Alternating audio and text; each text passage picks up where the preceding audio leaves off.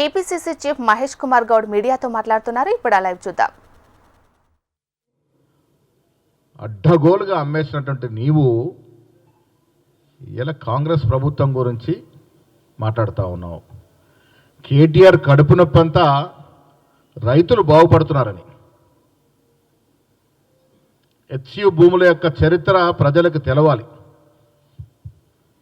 చంద్రబాబు ముఖ్యమంత్రిగా ఉన్నప్పుడు, అటల్ బిహారీ వాజ్పేయి గారు ప్రధానమంత్రిగా ఉన్నప్పుడు ఇందిరాగాంధీ గారు అలాట్ చేసినటువంటి హైదరాబాద్ సెంట్రల్ యూనివర్సిటీ భూముల్ని దాదాపు 400 ఎకరాలని ఐఎంజీ భరత్ సంస్థకి బిల్లిరావు అనే వ్యక్తికి కట్టబడడం జరిగింది. 400 ఎకరాలు వెనక్కి తీసుకొచ్చింది ఎవరు? కాంగ్రెస్ ముఖ్యమంత్రి రాజశేఖర రెడ్డి గారు ఆ నిర్ణయాన్ని తప్పుపడుతూ రద్దు చేయడం జరిగింది. అది కోర్టులోకి వెళ్ళింది. ఇన్నేళ్ళు కోర్టులో నానుస్తూ వచ్చింది. నువ్వు 10 ఏళ్ళు అధికారం ఉన్నావు, ఎందుకు దీని మీద శ్రద్ధ పెట్టలే? అప్పుడు కనబడలేదా నీకు హెచ్యు భూమి ఇదని? హెచ్యుని కాపాడాలని కనబడలేదా? యథేచ్ఛగా రాస్తున్నటువంటి యూనివర్సిటీ భూములు కబ్జాకి కారకులైనట్టు మీరు మీ నాయకులు యథేచ్ఛగా దోపిడీ చేసినటువంటి మీరు, కాకతీయ యూనివర్సిటీ కానీ, ఉస్మానియా కానీ, తెలంగాణ యూనివర్సిటీ కానీ ఎక్కడికక్కడ మీ నాయకులు దోపిడీ చేస్తే ఇవాళ హెచ్యు గురించి మాట్లాడుతున్నారు. హెచ్యు భూముల యొక్క చరిత్ర ప్రజలకు తెలవాలి.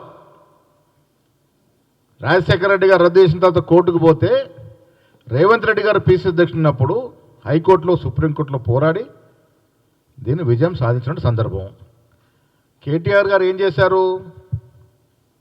10 ఏళ్ల కాలంలో అదే ఐఎంజీ భరత్ సంస్థతో 30% ముడుపులు మాట్లాడుకొని ఇవాళ 5,200 కోట్లు అయితే మాట్లాడుతూ ఉన్నాడో అది వారికి రావాల్సినటువంటి ముడుపుల యొక్క ధర, ఆ పద్దు 5,200 కోట్ల పద్దు అనేది కేటీఆర్కి బిల్లిరావు ఒప్పుకున్నటువంటి 30% నిధులు లంచం.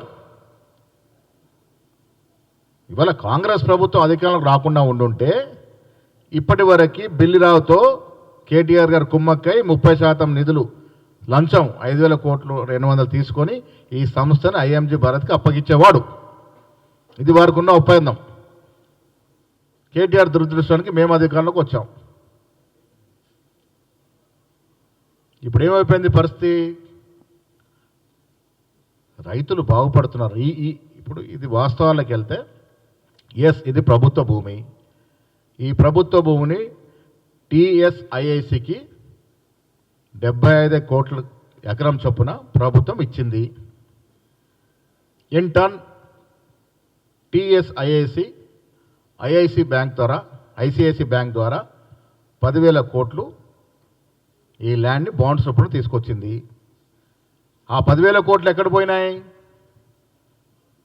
రైతు రుణమాఫీకి, సన్నబడ్లేస్తే బోనస్కి ఇచ్చిన డబ్బు ఇది 10,000 కోట్లు. ఇది ఎవరు జేబుల్లోకి పోలే, ఏ సంస్థలకు పోలే. ఇది ప్రజలు అర్థం చేసుకోవాలి. ఇలా రుణమాఫీ రుణముక్తులు చేసినట్టు రైతుల యొక్క భారాన్ని దించడానికి ఈ 10,000 కోట్లని తెలంగాణ కాంగ్రెస్ ప్రభుత్వం రైతులకి ఇవ్వడం జరిగింది. ఇది కడుపు నొప్పితో, రైతులు బాగుపడుతున్న నొప్పితో ఇవాళ ఉన్నది లేనట్టుగా, లేని ఉన్నట్టుగా మాట్లాడుతూ ఉన్నాడు. 175 కోట్ల అంశం లేవనెత్తినాడు. ఏంటి 175 కోట్లది? ఇది ఆన్ రికార్డ్ వైట్ మనీ. ప్రభుత్వం టెండర్లు పిలిస్తే ఏదో ఒక ఏజెన్సీ కావాలి, ఒక కన్సల్టెన్సీ కావాలి కాబట్టి ఇది ఆనవాయితీ, ఇది ప్రాక్టీస్. ఇది గత ప్రభుత్వం జరిగినప్పుడు ఏదో కన్సల్ట్ ద్వారానే మనకు లోన్స్ వస్తాయి. ఇది బాజాప్తా రాష్ట్ర ప్రభుత్వం టెండర్లు పిలిస్తే టెండర్లో పాల్గొన్నటువంటి ట్రస్ట్ ఇన్వెస్ట్మెంట్ కంపెనీకి ఈ కన్సల్టెంట్ వ్యవస్థని అప్పచెప్పడం జరిగింది. దానికి అదనంగా 175 కోట్లు వైట్ మనీ ప్రభుత్వం ఇచ్చింది. దీంట్లో ఏదో జరిగింది కుంభకోణం. ఎక్కడుంది నాయన కుంభకోణం దీంట్లో? ఇలా ఇక్కడ అంత వాల్యూ లేదంటాడు ఆయన గారు. అమ్మకానికి పెట్టినటువంటి భూములు కోకాపేటలో అయితే 100 కోట్ల పలుకుతుంది. బాజాప్తా ఆక్షన్ చేసి 100 కోట్లకు అమ్మామని అడ్వర్టైజ్మెంట్, రియల్ ఎస్టేట్ కంపెనీల కన్నా ఎక్కువ ప్రభుత్వం అడ్వర్టైజ్మెంట్ ఇచ్చేది. లక్షల కోట్లు, 1000 కోట్లు తగిలేశారు అడ్వర్టైజ్మెంట్ మీద. 100 కోట్లు కోకాపేటలో పోయినప్పుడు ఇది ఎక్కడుందండి? ఇది ఈ భూమి ఇప్పుడు హెచ్యు ల్యాండ్స్ ఎక్కడున్నాయి? చుట్టు పరిసర ప్రాంతాల్లో ఉన్నటువంటి కంపెనీలు ఏంటి? ఐఎస్బి కానీ, ఇన్ఫోసిస్ కానీ, మైక్రోసాఫ్ట్ కానీ, విప్రో కానీ, గూగుల్ కానీ, టీసీఎస్ కానీ, డిలైట్ కానీ, ఏడీపీ కానీ, డిఎల్ఎఫ్ కానీ, యాక్సెంచర్ కానీ ఉన్నటువంటి ప్రాంతంలో ఈ భూమి ఉంది. అమెరికన్ కౌన్సిలేట్ ఆనుకొని ఇక్కడ 100 కోట్లు ఉండదా? ఈ 100 కోట్ల భూమిని ప్రభుత్వ సంస్థకి టీఎస్ఐఎస్ఎస్కి 75 కోట్లకు ఇచ్చినాము. ఇది ఎక్కువ ప్రైస్ చేసి చూపించినారంటారు. ఇవాళ అక్కడున్న ధర 30,000 కోట్లు పలుకుద్ది కాబట్టి 10,000 కోట్లు బాండ్స్ రూపంలో ప్రభుత్వం తీసుకుంది. తీసుకున్న తర్వాత రైతులకు ట్రాన్స్ఫర్ చేసింది. ఈ 10,000 కోట్లు ఎటుపోయినాయి అనేది కూడా రాష్ట్ర ప్రజలకు తెలవాలి. ఈ 10,000 కోట్లు రైతుకి రుణమాఫీ కింద ట్రాన్స్ఫర్ చేసింది. మీలాగా 10,000 కోట్లు తీసుకొని దుబారా చేసి విచ్చలవిడిగా అడ్డమైనడికి పంచే పరిస్థితి లేదు. రైతుల శ్రేయస్సు కొరకు దీన్ని బాండ్స్ రూపంలో తీసుకోవడం జరిగింది. దీనిలో కాంగ్రెస్ నాయకుడు కానీ అధికారిని ఒక చాక్లెట్ కూడా తీసుకునే పరిస్థితి. అడ్డం వచ్చినట్టుగా మాట్లాడుతూ ఉన్నారు. ఫారెస్ట్ గురించి మాట్లాడుతూ ఉన్నారు. ఇలా కేంద్ర కమిటీ చూసింది, అక్కడ చిన్న చిన్న బుషులు తప్ప అసలు ఫారెస్ట్ చెట్లు లేవనే మాట. ఏ టెక్నాలజీ వాడి బుర్రలోదళ్ళకి సప్పుడికి జనికలు పరిగెత్తున్నట్టుగా, నెమళ్ళు ఉరికెత్తున్నట్టుగా ఎంత ఘోరంగా దీన్ని ప్రచారం చేసినారండి. ఒక్కసారి వెనక్కి వెళ్లాల్సిన పరిస్థితి. ఇలా తెలంగాణ ప్రజలు టీఆర్ఎస్ పార్టీ యొక్క 10 ఏళ్ల పాలన ఒకసారి అర్థం చేసుకోవాలి. నేను మీ ద్వారా కేటీఆర్కి ఛాలెంజ్ చేస్తూ ఉన్నాను. వేదిక మీరే నిర్ణయించండి. బాజాప్తా డిబేట్ పెట్టుకుందాం. మీరు మీ 10 ఏళ్ల హయాంలో ఎన్ని వేల ఎకరాలు హైదరాబాద్ ఇన్ అండ్ అరౌండ్ అమ్మినారు? యావత్ రాష్ట్ర వ్యాప్తంగా ఎన్ని ఏళ్ళ ఎకరాలు, ఎన్ని లక్షల ఎకరాలు డీఫారెస్ట్ చేసినారు? ఎన్ని కొండలు మీ హయాంలో కరిగిపోయినాయి? ఎంత ప్రభుత్వ భూముల యొక్క విధ్వంసం జరిగింది? ఎంత ఆర్థిక విధ్వంసం జరిగింది? ఇవన్నీ కూడా చర్చించుకుందాం. కేటీఆర్ రా, ఇలా సిబిఐ విచారణ అడుగుతా ఉన్నాం. నీ మీద సిబిఐ విచారణ వేయాల్సిన అవసరం ఉంది. వాళ్ళ యథేచ్ఛగా 10 ఏళ్ళు రాష్ట్ర యొక్క ఖజానాను దోపిడీ చేసిన మీ కుటుంబం. నేను ఆన్ రికార్డ్ చెప్తా ఉన్నాను, ఈ దేశ చరిత్రలో అత్యంత తక్కువ సమయంలో అత్యంత ఎక్కువ ప్రజాధనాన్ని దోపిడీ చేసిన కుటుంబం ఏదైనా ఉంది అంటే కేసీఆర్ కుటుంబం. వారు ఎలా కరప్షన్ గురించి మాట్లాడుతూ ఉన్నారు. విచ్చలవిడిగా దుర్వినియోగం దాఖలాలు. ఇంటర్మీడియట్ విద్యార్థులు చనిపోయినారు. ఎవరు నిర్వాకం వల్ల? కేటీఆర్ అనుయుడైనటువంటి ఒక వ్యక్తికి, అసలు అనుభవం లేని వ్యక్తికి ఇంటర్మీడియట్ హయ్యర్ ఎడ్యుకేషన్ పరీక్షలు దిద్దే బాధ్యత తప్పు చెప్పారు గ్లోబల్ రినాన్స్ సంస్థ. పాస్ అయిన ఫెయిల్ అయినట్టు పాస్ అయిన చూసి కొంతమంది ప్రాణాలు బలిగొన్నట్టు సందర్భం. ధరణి ఎవరికి అప్పచెప్పినారు మీరు? ఒక బుడ్డ కంపెనీ, ఫారెన్లో ఊరు పేరు లేనట్టు బుడ్డ కంపెనీకి అప్పచెప్పి తద్వారా ముడుపులు తీసుకున్నట్టు మీరు. అసలు కరప్షన్కి మారిపోయినట్టు కేసీఆర్ కుటుంబము, లిక్కర్ దందాలు చేసుకున్నట్టు కేసీఆర్ కుటుంబము, విచ్చలవిడిగా ప్రభుత్వ భూములు కాజేసి బెనామీ పేర్ల ట్రాన్స్ఫర్ చేసుకున్నటువంటి కేసీఆర్ కుటుంబము. ఇలా కరప్షన్ గురించి మాట్లాడుతుంటే దయ్యాలు వేదాలు వలిచినట్టుగా ఉన్నాయి. అసలు చదివి మాట్లాడుతున్నాడా, తెలుసుకొని మాట్లాడుతున్నాడా, తెలుసుకోక మాట్లాడుతున్నాడా?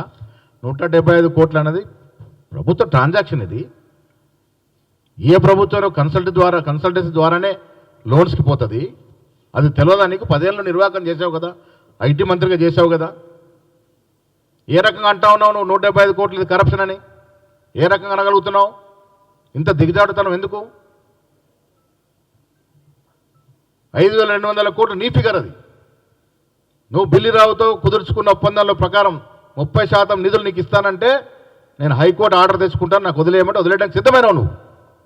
దాంట్లో భాగంగానే 5,200 కోట్ల ఫిగర్ వచ్చింది. అది నీకు రావాల్సిన ముడుపులు. అది ఇలా మా కంటగట్టే ప్రయత్నం చేస్తూ ఉన్నావు. భూములు తీసుకొచ్చిన ఘనత కాంగ్రెస్ పార్టీది. ఈ భూములు వెనక్కి తీసుకొచ్చి ప్రభుత్వానికి అప్పచెప్పిన పార్టీ కాంగ్రెస్ పార్టీ. కాంగ్రెస్ నాయకులు ఆనాడు రాజశేఖర రెడ్డి కానీ ఇవాళ రేవంత్ రెడ్డి గారు కానీ. లేకుంటే ఈ రోజు వరకు ఐఎంజీ భరత్ సంస్థకి వెళ్ళిపోయారు భూములు. అవి యథేచ్ఛగా కేటీఆర్కి వచ్చే కమిషన్లు కేటీఆర్కి వచ్చేది. దాన్ని కాపాడి ఆ భూమిని ప్రభుత్వ పరం తీసుకొచ్చినాము. ప్రభుత్వ పరం తీసుకొచ్చి టీఎస్ఐసీ ఏం చేస్తుందండి? ఐఏఎస్ చేసే పనులేంటి? డెవలప్మెంట్ యాక్టివిటీ చేస్తుంది, కంపెనీలు పిలుస్తుంది, లీజులకు ఇస్తుంది, కంపెనీలు వచ్చే విధంగా ప్రయత్నం చేస్తుంది. ఇవాళ ఈ భూమిలో మీరు ఇన్నేళ్లుగా ఫైనాన్షియల్ డిస్ట్రిక్ట్ వెళ్ళిపోయి కంపెనీల ద్వారా దాదాపు 10 లక్షల ఉద్యోగాలు వచ్చినాయి. అది కూడా కాంగ్రెస్ ఘనతే. ఆనాడు కాంగ్రెస్ ప్రభుత్వం ఇచ్చినట్టు ఫైనాన్షియల్ డిస్ట్రిక్ట్ వల్ల ఇలా 10 లక్షల ఉద్యోగాలు హైదరాబాద్లో రావడం జరిగింది. ఇవాళ ఈ కంపెనీ ఈ 400 ఎకరాల్లో కొత్త కంపెనీలు వస్తే 5 లక్షల ఉద్యోగాలు వచ్చే అవకాశం ఉంది. ఉద్యోగాలు రాకూడదా తెలంగాణకి? ఇంత కడుపుమంటే ఎందుకు? రైతుల మాఫీ రుణమాఫీ చేయకూడదా?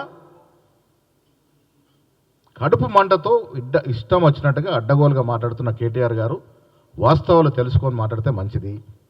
మీరు కరప్షన్ గురించి ఎంత తక్కువ మాట్లాడితే అంత మంచిది. ప్రజల మైండ్లోకి వెళ్ళి మీరు కరప్ట్లు ఈ దేశాన్ని దోషిస్తూ ఉన్నారు, ఇంకా మూడోసారి అవకాశం ఇస్తే అసలు ప్రైవేట్ మాస్ కూడా దక్కువని భయపడే కదా ఆనాడు కాంగ్రెస్ ప్రభుత్వాన్ని గెలిపించారు. ఈ దోపిడికి భయపడే కాంగ్రెస్ పార్టీని గెలిపించినారు. ఇంకా మీ అన్ని కూడా మా కంటగట్టే ప్రయత్నమే చేస్తూ ఉన్నారు. అది మానుకోవాలి. తెలంగాణ ప్రజలు తెలుసుకోవాల్సింది, అడ్డమైన వాళ్ళు వచ్చి మాట్లాడితే వినకండి. వాస్తవాలు తెలుసుకోవాల్సిన బాధ్యత ప్రతి తెలంగాణ పౌరుడికి ఉంది. ఇది ప్రభుత్వ భూమి. ఈ భూమికి బదులుగా హెచ్సికి అప్పుడే భూమి ఇచ్చినారు. 390 ఎకరాలు ఇవ్వడం జరిగింది. హెచ్సియు నెలకొల్పింది కాంగ్రెస్ పార్టీ. హెచ్సికి భూములు ఇచ్చే విధంగా చేసింది ఇందిరాగాంధీ. ప్రైవేట్ పరం కాబోతున్నటువంటి భూముల్ని కాపాడింది రాజశేఖర రెడ్డి. వెనక్కి తీసుకొచ్చింది రేవంత్ రెడ్డి. ఇది మీ నిర్వాకం కాదు. ప్రైవేటు చేతుల్లోకి పోవాల్సిన భూమిని ప్రభుత్వ పరంగా తీసుకొచ్చి ఐఐసి సంస్థకు అప్పజెప్పి ఇలా కంపెనీలు రావడానికి, కార్పొరేట్ కంపెనీలు రావడానికి, తద్వారా ఉద్యోగాలు రావడానికి ఒక సౌత్రమైన కార్యక్రమం తీసుకుంటే మీ కడుపు నొప్పి ఏంటి? రైతులకు రుణమాఫీ ఈ డబ్బుల ద్వారానే చేశాము, మీకు బాధ ఏంటి? మీకు దమ్ము ధైర్యం ఉంటే చర్చకు సిద్ధంగా అండి. 10 ఏళ్ళు మీరు ఈ రాష్ట్రంలో చేసిన భూదోపిడి ఒక్కటొక్కటిగా చర్చించుకుందాం. మీరు ఎవరెవరు వస్తారో రండి, మేము వస్తాం. పత్రికా విలేకరుల సమక్షంలో వాస్తవాలు మాట్లాడుకుందాం. 10 ఏళ్ళుగా మీరు ఎక్కడెక్కడ ఏ రకంగా భూదోపిడీ చేశారో, భూ ఆక్రమణ చేశారో అవన్నీ కూడా చర్చించుకుందాం. మీకు దమ్ము ధైర్యం ఉంటే ఈ చర్చకు సిద్ధం కండి. పెట్టనిస్తలేరు కదా మీరు. ఇప్పుడు మేము కాళేశ్వరం మీద కమిషన్ వేసి రిపోర్ట్ రాకముందు అరెస్ట్ చేస్తే చారి గారు ఊరుకుంటారా? ఏం అన్యాయం ఇది, ఏం అక్రమం ఇది? ఒకవైపు కమిషన్ నడుస్తూ ఉంటే ఒక అరెస్ట్ చేస్తారా? ఇదేం మోనపల్లి, ఇది రాజరికమా? ఇది రాజరిక పాలన నడుస్తుందని అడుగుతారు మీరు. ప్రజాస్వామ్య పద్ధతుల్లో రాజ్యాంగాన్ని అనుసరించి చర్యలు ఉంటాయి. ఎవరిని కూడా ఎక్స్క్యూజ్ చేసేది ఉండదని గతంలో కూడా చెప్పాము. కాళేశ్వరము, విద్యుత్ కమిషను అన్నీ నడుస్తూ ఉన్నాయి. ఫోన్ ట్యాపింగు, కాళేశ్వరము, విద్యుత్ కమిషన్ ఎంక్వైరీ అన్నీ జరుగుతూ ఉన్నాయి. టైం రావాలి దానికే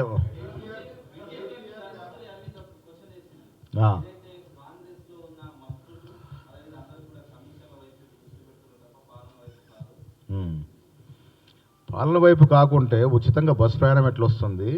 ఇలా దేశ చరిత్రలో ఎవరు లేని విధంగా సన్నబియ్యం ఎట్లా వెళ్తున్నాము? ఇంటిగ్రేటెడ్ స్కూల్స్ ఎక్కడికి వెళ్ళి వస్తున్నాయి? మెస్ ఛార్జ్ 40% పెంచిన చరిత్ర ఈ దేశ చరిత్ర ఏ రాష్ట్రమన్నా చేసిందా? మహిళలకు ఎన్ని సౌకర్యాలు వస్తూ ఉన్నాయి? 60,000 ఉద్యోగాలు ఎక్కడికి వెళ్ళి వచ్చినాయి? 42% రిజర్వేషన్ రాహుల్ గాంధీ కోరిక ఈ రాష్ట్రంలో బీసీలకి